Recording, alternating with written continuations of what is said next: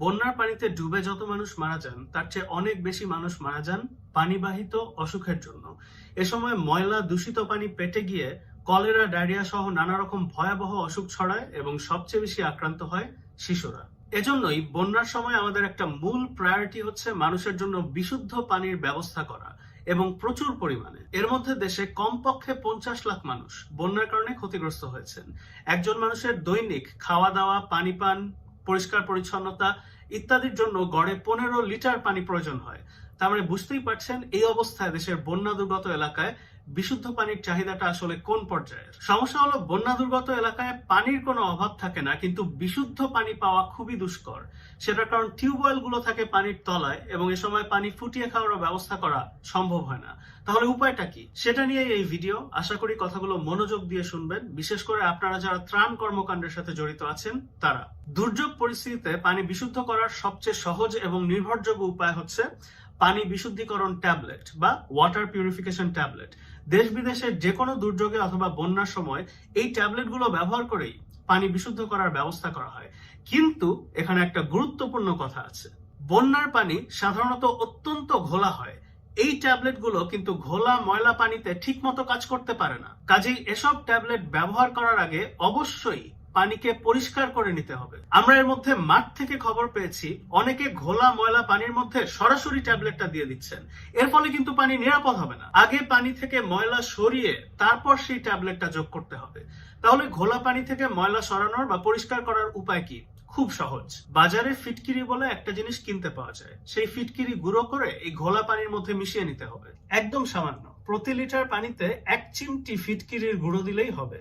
মানে একটা কলসের মধ্যে যদি 20 লিটার পানি থাকে, সেখানে মোটামুটি আধা চামচ ফিটকিরির গুঁড়ো বা পাউডার দিয়ে দিলেই কাজ হয়ে যাবে। তো এরপর পানিটাকে একটু নেড়ে যদি আধা ঘন্টা 1 ঘন্টা রেখে দেন, দেখবেন তার মধ্যে পানির সমস্ত ময়লা একদম তলানি হয়ে পাত্রের নিচে জমা হয়ে গেছে। এরপর উপরের পরিষ্কার পানিটাকে অন্য একটা পাত্রে ঢেলে নিলেই হবে।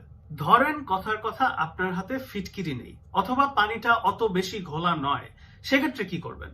সেক্ষেত্রে যেটা করতে পারেন, যে কোনো কাপড়, মোটামুটি পরিষ্কার কাপড় হলেই হবে, শাড়ি, লুঙ্গি, গামছা যাই হোক না কেন, সেটাকে 4 ভাঁজ করে কলসের মুখে আটকে নেবেন। তারপর এই কলসের মধ্যে পানি নিলে এই কাপড়ের ছাঁকনি দিয়ে পানি ফিল্টার হয়ে মোটামুটি পরিষ্কার হয়ে যাবে। কিন্তু কাপড়টা ভাঁজ করে দেওয়াটা কিন্তু গুরুত্বপূর্ণ। কমপক্ষে 4 ভাঁজ যেন দেওয়া হয়, না হলে পানি ঠিক মতো ফিল্টার হবে না। তো এই ফিটকিরি অথবা পানি অত ঘোলা না হলে কাপড়ের ফিল্টার, এই 2 উপায়ে ঘোলা পানিকে পরিষ্কার করা যায়।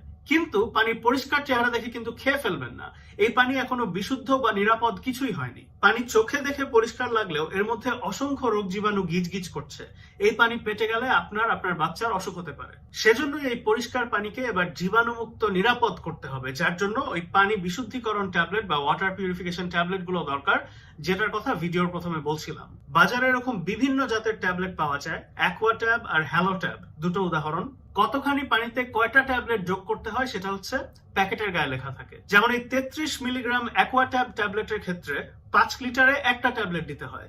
তার মানে একটা কলসের মধ্যে যদি 20 লিটার পানি থাকে, সেখানে 4টা অ্যাকোয়াট্যাব ট্যাবলেট যোগ করতে হবে।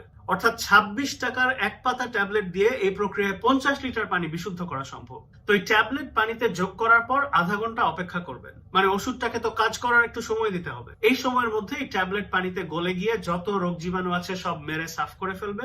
এরপর এই পানি খেলে ইনশাল্লাহ কোনো সমস্যা হবে না। একমাত্র সমস্যা হচ্ছে এই পানিতে একটু গন্ধ থাকতে পারে, কিন্তু এটা ভয়ের কোনো কারণ নেই এবং এখানে অন্য কোনো পার্শ্ব প্রতিক্রিয়া বা সাইড এফেক্টেরও কোনো ভয় নেই। মনে রাখবেন, এই ট্যাবলেট গুলো কিন্তু নতুন ওষুধ না। দেশ বিদেশের যত রকম দুর্যোগ হয়, আমাদের দেশে এর আগে যত বন্যা, সাইক্লোন, রোহিঙ্গা শরণার্থী শিবির, সব রকম দুর্যোগে এই ট্যাবলেট গুলো গণহারে ব্যবহৃত হয়েছে। আপনারা ইনশাল্লাহ নিশ্চিন্তে এই ট্যাবলেট গুলো ব্যবহার করে পানি বিশুদ্ধ করতে পারবেন এবং নিজে এবং আপনার বাচ্চাকে খাওয়াতে পারবেন। কথার কথা মনে করেন আপনার হাতে ট্যাবলেট নেই, বাজারে স্টক শেষ বা কোনো কারণে পাওয়া যাচ্ছে না, তাহলে কি করবেন? এরকম ট্যাবলেটের অভাবে ব্লিচিং পাউডার দিয়েও পানি বিশুদ্ধ করা যায়। 1 লিটার পানিতে 1 চিমটি ব্লিচিং পাউডার দিয়ে আধা ঘন্টা রেখে দিলেই হবে। তারপর আপনি পানিটা খেয়ে ফেলতে পারবেন। এটাই হচ্ছে পানি বিশুদ্ধ করার সবচেয়ে সহজ উপায়। আপনারা যারা ত্রাণ কর্মকাণ্ডের সাথে জড়িত আছেন, আমি আপনাদের অনুরোধ করব, অন্যান্য ত্রাণ সামগ্রীর পাশাপাশি যথেষ্ট পরিমাণে পানি বিশুদ্ধিকরণ ট্যাবলেটও রাখার ব্যবস্থা করবেন, সাথে ফিটকিরি এবং প্রয়োজনে ব্লিচিং পাউডারও। একই সাথে আপনারা স্থানীয়দের শিখিয়ে দেবেন কিভাবে এই প্রক্রিয়ায় পানি বিশুদ্ধ করে খেতে হয়। তো চলুন এবার সংক্ষেপে পুরো জিনিসটা একবার ঝালাই করি। পানি যদি বেশি ঘোলা হয়, তাহলে ফিটকিরি গুঁড়ো করে প্রতি লিটারে 1 চিমটি ফিটকিরি মিশিয়ে কিছুক্ষণ রেখে দেবেন। আধা ঘন্টা 1 ঘন্টার মধ্যে ময়লা নিচে থিতিয়ে পড়লে উপরের পরিষ্কার পানিটা আরেকটা পাত্রে নিয়ে নেবেন। যদি পানি অত বেশি ঘোলা না হয় অথবা হাতের কাছে ফিটকিরি না থাকে, তাহলে একটা কাপড় 4 ভাঁজ করে সেটা দিয়ে পানিকে ছেঁকে বা ফিল্টার করে পরিষ্কার করে নিতে পারেন। এভাবে পানি একবার পরিষ্কার হয়ে গেলে সেখানে ওই পানি বিশুদ্ধিকরণ ট্যাবলেট গুলো যোগ করবেন। প্যাকেটে যে কয়টা লেখা আছে সে কয়টা। ট্যাবলেট না থাকলে ব্লিচিং পাউডার প্রতি লিটারে 1 চিমটি। তারপর পানিকে আরো আধা ঘন্টা রেখে দেবেন, ওষুধটা যাতে কাজ করার সুযোগ পায়। বাস, বিশুদ্ধ পানি। তো আমি এই ভিডিওতে যে কথাগুলো ভেঙে বললাম সেগুলোই আইসিডিডিআরবির একটা ছবিতে সুন্দর করে সংক্ষেপে দেওয়া আছে। পাশাপাশি তারা একটা ভিডিও বানিয়েছেন যেখানে পানি পরিশোধনের প্রক্রিয়াটা হাতে কলমে দেখানো হচ্ছে।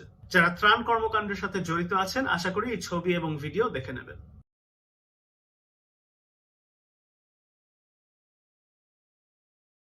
আস-সুন্নাহ ফাউন্ডেশন, উম্মার স্বার্থে সুন্নাহর সাথে।